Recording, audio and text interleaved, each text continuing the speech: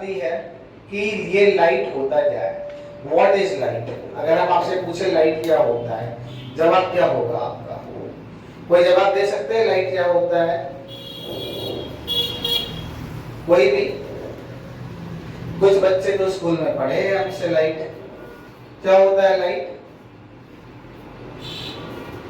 Light एक कैसा wave होता है? इलेक्ट्रोमैग्नेटिक वेव होता है। पहले समझ लीजिए लाइट क्या होता है? एक इलेक्ट्रोमैग्नेटिक वेव होता है। कैसा वेव होता है? इलेक्ट्रोमैग्नेटिक वेव होता है, जो कि हमको क्या करता है? जो कि हमको देखने की क्षमता प्रदान करता है। That enable us to see, that enable us to see, या क्या कर सकते हैं? सेंसेशन ऑफ साइट देता है। क्या देता है? Sensation of site. और बहुत जगह पे क्या लिखा जाता है? सेंसेशन ऑफ विजन लिखा जाता है। तो अगर हम आपको पूछे लाइट किस प्रकार का वेव है, तो आपका आंसर क्या होगा? लाइट एक इलेक्ट्रोमैग्नेटिक वेव है। अब ये जो लाइट एक इलेक्ट्रोमैग्नेटिक वेव होता है, ये क्या देता है हम लोगों को? ये हम लोगों को देखने में मदद करता है, हम लोगों को देखने की क्षमता प्रदान करता है। बट सवाल आता है कि इलेक्ट्रोमैग्नेटिक वेव है क्या? क्वेश्चन तो ये भी बनता है ना कि ये इलेक्ट्रोमैग्नेटिक वेव है क्या? तो क्या होगा इलेक्ट्रोमैग्नेटिक वेव? एक ऐसा वेव जिसको कि कोई मीडियम नहीं चाहिए ट्रेवल करने के लिए। फॉर एग्जांपल ये रूम को ना हम पूरा पैक कर देंगे और कोई भी जितना भी एयर है ना, सारे एयर को क्या कर देंगे? बाहर कर देंगे, बाहर निकाल देंगे, बिल्कुल भी एयर यहाँ पे नहीं होगा। तो क्या आप हमको सुन पाएंगे? सुन पाएंगे? नहीं सुन पाएंगे। क्यों नहीं सुन पाएंगे? क्योंकि एयर को, क्योंकि क्या चाहिए? साउंड को एयर चाहिए ट्रेवल करने के लिए, चाहिए ना? तो साउंड को मीडियम चाहिए ट्रेवल करने के लिए। लेकिन अगर हम यहाँ से सारा, अगर हम हवा को निकाल भी देंगे, कुछ भी हवा यहाँ पे नहीं रहेगा, फिर भी हम आपको और आप हमको देख सकते हैं। देख सकते हैं ना? क्यों? क्योंकि लाइट को कोई मीडियम नहीं चाहिए ट्रेवल करने के लिए। तो एक ऐसा ही वेव, क्या कहेंगे? एक ऐसा ही वेव जिसको भी कोई मीडियम नहीं चाहिए ट्रेवल करने के लिए, उसी को हम क्या कहेंगे? उसी को हम इलेक्ट्रोमैग्नेटिक वेव कहेंगे। मतलब एक ऐसा वेव जिसको भी कोई मीडियम नहीं चाहिए ट्रेवल करने के लिए, उसको हम क्या कहेंगे? इलेक्ट्रोमैग्नेटिक वेव कहेंगे। अच्छा, यहाँ पे एक क्वेश्चन बनता है, आप हमको बताओ लाइट एक इलेक्ट्रोमैग्नेटिक वेव है कैसे? तो आप क्या बोलेंगे? क्या बोलेंगे आप? इसका आंसर बताइए हमको। Because it does not require any medium to travel, क्योंकि लाइट को कोई मीडियम नहीं चाहिए ट्रेवल करने के लिए, इसी वजह से ये इलेक्ट्रोमैग्नेटिक वेव कहलाएगा। ठीक है, अब यहां से हम लाइट के डेफिनेशन को लिख सकते हैं। लिख सकते हैं ना? क्या लिख सकते हैं डेफिनेशन को? हम बोलेंगे कि लाइट हमारा क्या है? Light is an electromagnetic wave. Light is an electromagnetic wave that gives us sensation of vision, that gives us sensation of vision भी लिख सकते हैं, साइड भी लिख सकते हैं, हाँ, that produce भी लिख सकते हैं गिव्स की जगह, कोई दिक्कत नहीं है उसमें। ठीक है। अच्छा, स्पीड क्या होता है लाइट का? हाँ, स्पीड ऑफ लाइट किस पे कहेंगे? In air. या हम किस पे कहेंगे? वैक्यूम। कितना होता है? 3 into 10 पे पावर 8 मीटर पर सेकेंड होता है। ठीक है, किसपे? एयर में और वैक्यूम में, दोनों में क्या होता है? स्पीड ऑफ लाइट 3 into 10 पे पावर 8 मीटर पर सेकेंड होता है। बट आपको ये पता होना चाहिए एग्जैक्टली एयर में अगर आपका स्पीड पूछे तो एग्जैक्टली एयर में होता है 2.99 into 10 पे पावर 8 मीटर पर सेकेंड, अगर एग्जैक्टली पूछे तो। ठीक है, लेकिन अगर हम इसका राउंड ऑफ करेंगे ना तो 3 ही हो जाएगा। इसी वजह से इसको भी हम क्या लिख देते हैं? 3 लिख देते हैं। बट एग्जैक्टली कितना होता है? 2.99 into 10 पे पावर 8 मीटर पर सेकेंड। क्या ये बात क्लियर है? क्लियर है ये बात? अब यहाँ पे हम लिख देते हैं कि इलेक्ट्रोमैग्नेटिक वेव भी क्या होता है? Electromagnetic wave. तो हम क्या लिखेंगे? कोई दिक्कत है? क्या लिखेंगे? A wave that doesn't require any medium. A wave that does not require any medium to travel. Any medium to travel. इसको क्या कहेंगे हम? Is called electromagnetic wave. Is called electromagnetic wave. क्या ये बात क्लियर है? यहां तक में किसी को कोई दिक्कत तो नहीं? अगर कोई दिक्कत नहीं है तो पहले यहां से यहां तक लिखिए, ऊपर वाला नहीं, ये वाला और ये वाला, ठीक है? लाइट का पहला कैरेक्टरिस्टिक क्या होता है? बचपन से पढ़े हैं हम लोग, क्या पढ़े हैं कि लाइट हमेशा कहां ट्रेवल करता है? स्ट्रेट लाइन में ट्रेवल करता है। और इस प्रॉपर्टी को क्या कहते हैं हम? लाइट हमेशा स्ट्रेट लाइन में ट्रेवल करता है, इसको क्या कहते हैं हम? रेक्टिलिनियर प्रोपगेशन ऑफ लाइट कहते हैं। यानी कि वो प्रॉपर्टी ऑफ लाइट जो कहता है कि लाइट हमेशा क्या करता है? एक स्ट्रेट लाइन में ट्रेवल करता है, इसको क्या कहते हैं हम? Rectilinear propagation of light. और क्या प्रॉपर्टी होता है लाइट का? अभी कुछ देर पहले पढ़े थे ना कि लाइट क्या होता है? इलेक्ट्रोमैग्नेटिक वेव होता है। बोले पहला प्रॉपर्टी क्या है कि लाइट हमेशा कहां ट्रेवल करता है? स्ट्रेट लाइन पाथ में ट्रेवल करता है। इस प्रोसेस को क्या कहते हैं? रेक्टिलिनियर प्रोपगेशन ऑफ लाइट कहते हैं। लाइट किस प्रकार का वेव होता है? लाइट एक इलेक्ट्रोमैग्नेटिक वेव होता है। कैसा वेव होता है? इलेक्ट्रोमैग्नेटिक वेव होता है। और कुछ है बताइए हमको इसके अलावा, और कोई बता सकते हैं? हाँ, लाइट का क्या होता है? ड्यूअल नेचर होता है। क्या होता है? लाइट का ड्यूअल नेचर होता है। कौन कौन सा? एक वेव नेचर होता है और एक क्या होता है? पार्टिकल नेचर, जिसको कि हम लोग क्या कहते हैं? क्वांटम थ्योरी ऑफ लाइट भी कहते हैं। और एक बात पता है आपको, स्पीड ऑफ लाइट अलग अलग मीडियम में क्या होता है? अलग अलग होता है। क्या होता है? अलग अलग मीडियम में अलग अलग होता है। जैसे कि एयर में अलग है, वाटर में अलग है, ठीक है? अलग अलग तरह का लिक्विड में अलग है, ठीक है? इसका मतलब क्या है कि जो लाइट का स्पीड होता है वो अलग अलग मीडियम में क्या होता है? अलग अलग होता है। और रिफ्रैक्शन भी उसी के कारण होता है ना। जब एक मीडियम से दूसरे मीडियम में जाते हैं तो दोनों के मीडियम का स्पीड क्या होता है? अलग अलग होता है। तो दोनों मीडियम का स्पीड अलग अलग होता है तो ही तो बेंडिंग ऑफ लाइट होता है ना। तो इसकी वजह से हम कह सकते हैं कि अलग अलग मीडियम का स्पीड ऑफ लाइट क्या होता है? डिफरेंट होता है, ठीक है? मेरे साथ रिपीट करिए। तो पहला प्रॉपर्टी क्या पढ़े?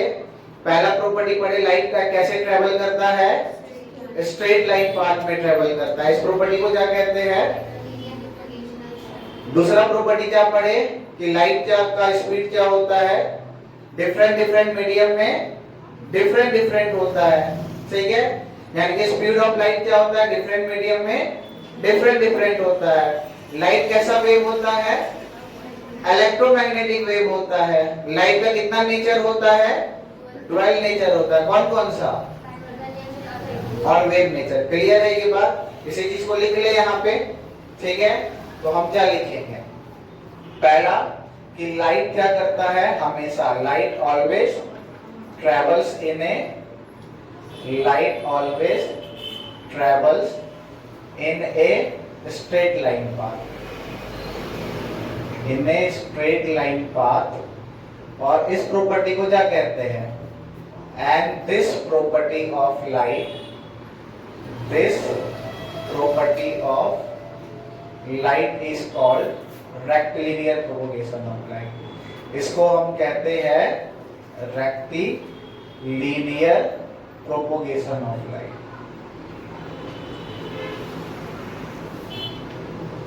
अगला क्या है हमारा? अगला क्या पढ़े थे कि लाइट किस प्रकार का वेव होता है? Light is an electromagnetic wave. कैसा वेव है? इलेक्ट्रोमैग्नेटिक वेव है। हम लोग ना बिल्कुल एकदम बेसिक से पढ़ रहे हैं। बेसिक से इसलिए पढ़ रहे हैं क्योंकि हम लोग को ये बात मालूम है कि हम लोग 8 में 7 में कितना सीरियस से पढ़ाई को लेके, ठीक है? बस इसी ध्यान को मद्देनजर में रखते हुए हम लोग एकदम बेसिक से पढ़ रहे हैं, जहां से कि आपका हर एक कॉन्सेप्ट क्लियर रहे, ठीक है? बस ध्यान से सुनना है। लाइट एक इलेक्ट्रोमैग्नेटिक वेव है। फिर क्या देखें? लाइट का कितना नेचर होता है? ड्यूअल नेचर होता है। Light has dual nature. कौन कौन सा? That is particle and wave nature, particle and wave nature. और क्या देखे थे? और देखे थे कि जो स्पीड ऑफ लाइट होता है ना, वो क्या होता है? डिफरेंट होता है डिफरेंट मीडियम में। Speed of light is different in different medium, in different medium.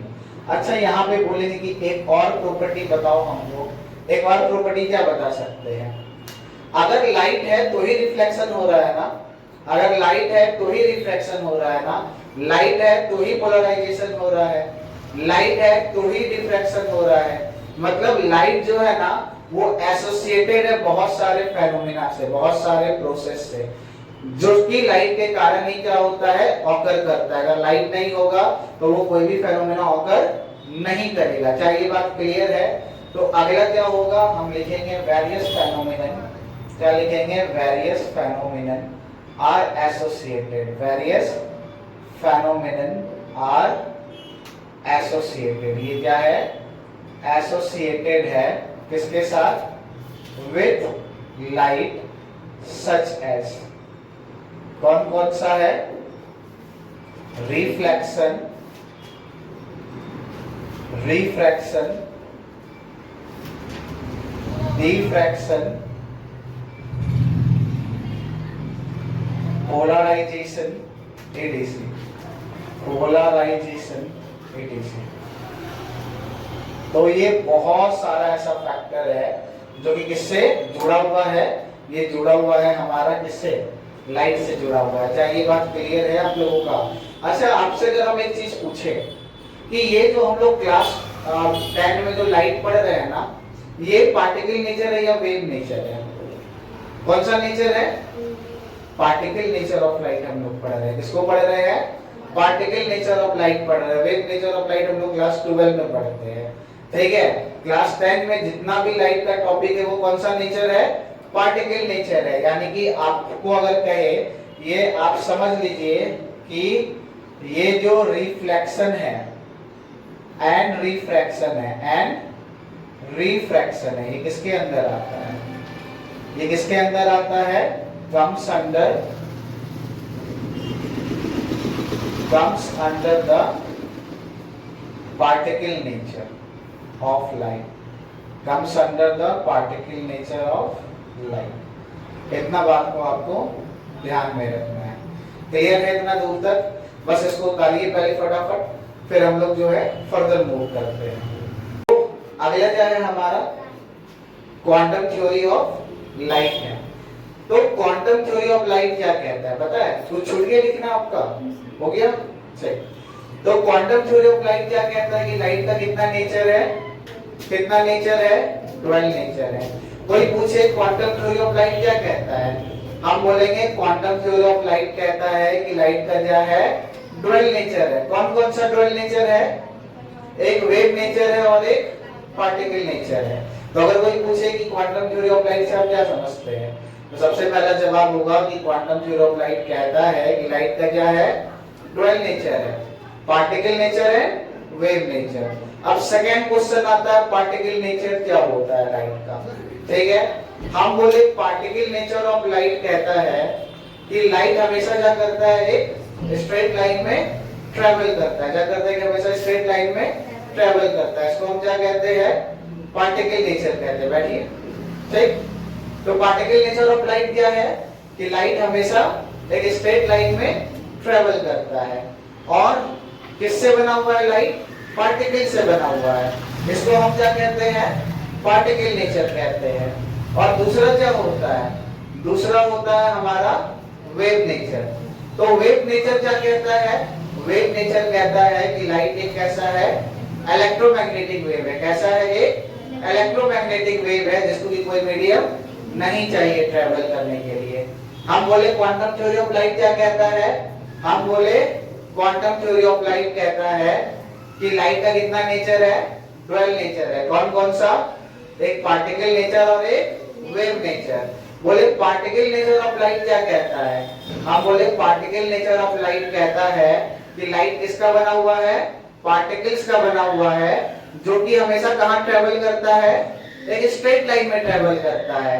और जबकि वेव नेचर क्या कहता है, वेव नेचर ऑफ लाइट कहता है कि लाइट कैसा वेव है, एक इलेक्ट्रोमैग्नेटिक वेव है जिसको कि कोई मीडियम नहीं चाहिए ट्रेवल करने के लिए। क्या इतना बात क्लियर है?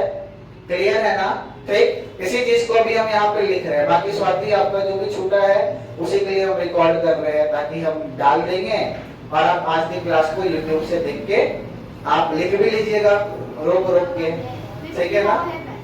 हाँ, तो आप देख लीजिएगा समझने के लिए, ठीक है? तो क्वांटम थ्योरी ऑफ लाइट क्या कहता है? Quantum theory of light states that quantum theory of light states that light has dual nature. Light has dual nature. That is particle nature and wave nature.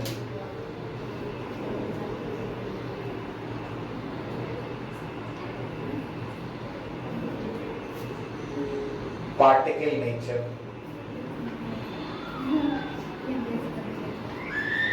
According to particle nature,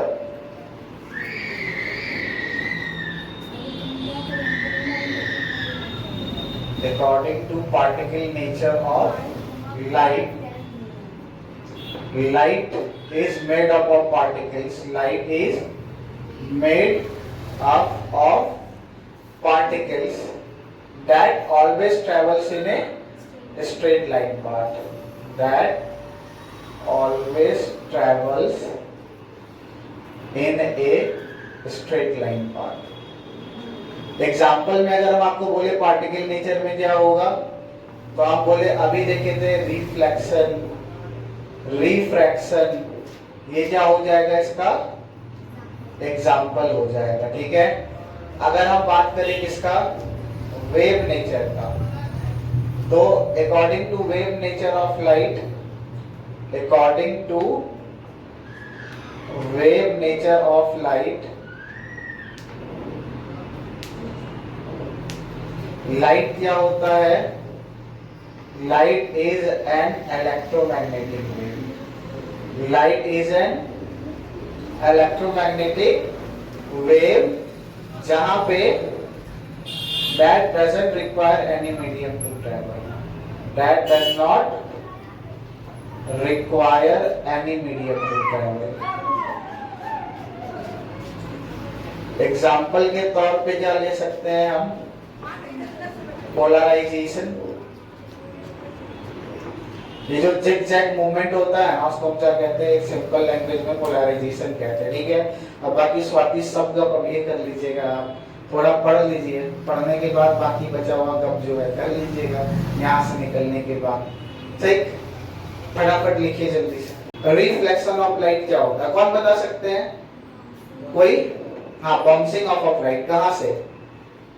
from one surface to another surface. जब medium change होता है, इस पे medium change होता है reflection में, हाँ same medium पे होता है, मीडियम चेंज नहीं होता। अगर मीडियम चेंज होगा ना तो वो रिफ्रैक्शन कहलाता है, क्या कहलाता है? रिफ्रैक्शन कहलाता है। और अगर सेम मीडियम पे होता है तो क्या कहलाता है? रिफ्लेक्शन कहलाता है। तो रिफ्लेक्शन क्या होगा, जैसे कि ये लाइट है, ये लाइट क्या हो रहा है, यहाँ पड़ा, तो ये क्या हो रहा है, बाउंसिंग ऑफ लाइट हो रहा है। तो ये जो बाउंसिंग ऑफ लाइट हो रहा है ना, कहाँ से? From one surface to another surface in the same medium. तो इसी प्रोसेस को हम क्या कहते हैं? रिफ्लेक्शन कहते हैं। कोई दिक्कत तो नहीं है? हम बोले रिफ्लेक्शन कैसे सरफेस से हो सकता है, हम बोले देखो, अगर कोई रफ सरफेस है ना, मान लेते कोई टूटा फूटा दीवार है, वो भी तो हमको दिखता है ना? और ये स्मूथ सरफेस है, ये भी तो हमको दिखता है। तो रिफ्लेक्शन चाहे स्मूथ सरफेस हो या चाहे रफ सरफेस हो, दोनों सरफेस से होता है। क्या होता है? दोनों सरफेस से होता है। लेकिन अगर क्वेश्चन पूछे ज्यादा कौन से सरफेस से होता है, तो ज्यादा आप क्या बोलेंगे? Smooth and well polish surface से होता है। दोबारा से सुनिए, हम बोले अगर आपसे क्वेश्चन हो रिफ्लेक्शन स्मूथ या रफ कैसे सरफेस से होगा, तो आपका जवाब क्या होगा?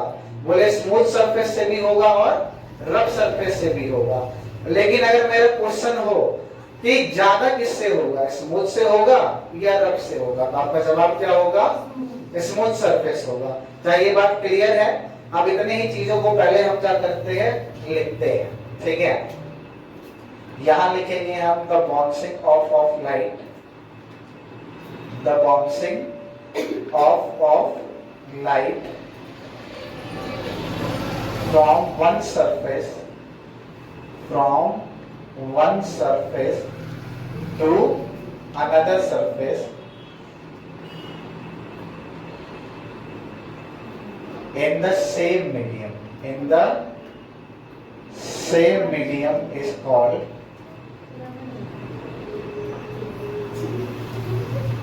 reflection of light। अब यहां तक कोई दिक्कत नहीं है। यहां पे लिखेंगे reflection takes place from both surface, reflection takes place from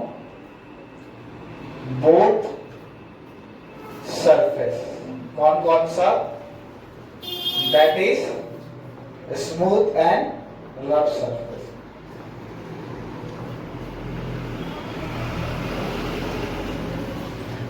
लेकिन अगर हम आपसे पूछे कि ज्यादा रिफ्लेक्शन कहां से होता है, तो more reflection occurs in smooth surface, occurs in smooth well polished and shiny surface, smooth well polished and shiny surface.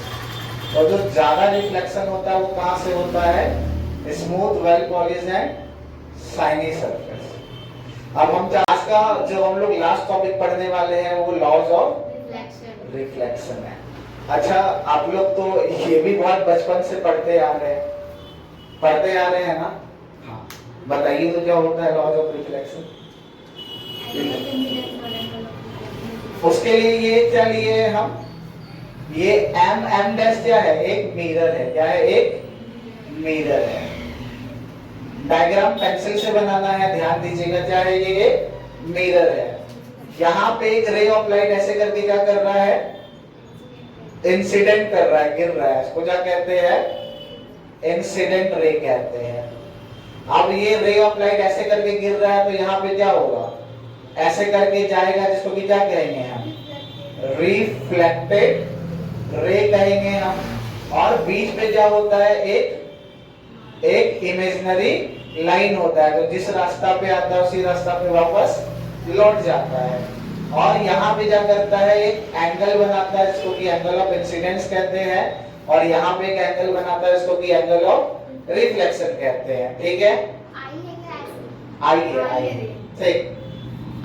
अब यहाँ पे थोड़ा सा ध्यान से देखिए, पहले समझ लीजिए, उसके बाद लिख लीजिएगा। लॉ क्या कहता है कि ये जो इंसिडेंट रे है ना, ये जो रिफ्लेक्टेड रे है ना, और ये वाला जो हमारा नॉर्मल रे है, क्या है? ये वाला जो हमारा नॉर्मल रे है, सब तो एक ही प्लेन के ऊपर लाई कर रहा है ना, सब तो ये मिरर के ऊपर ही लाई कर रहा है ना।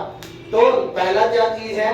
पहला चीज है कि ये हमारा जो इंसिडेंट रे है, ये हमारा जो रिफ्लेक्टेड रे है, ये हमारा जो नॉर्मल रे है, सब क्या करता है?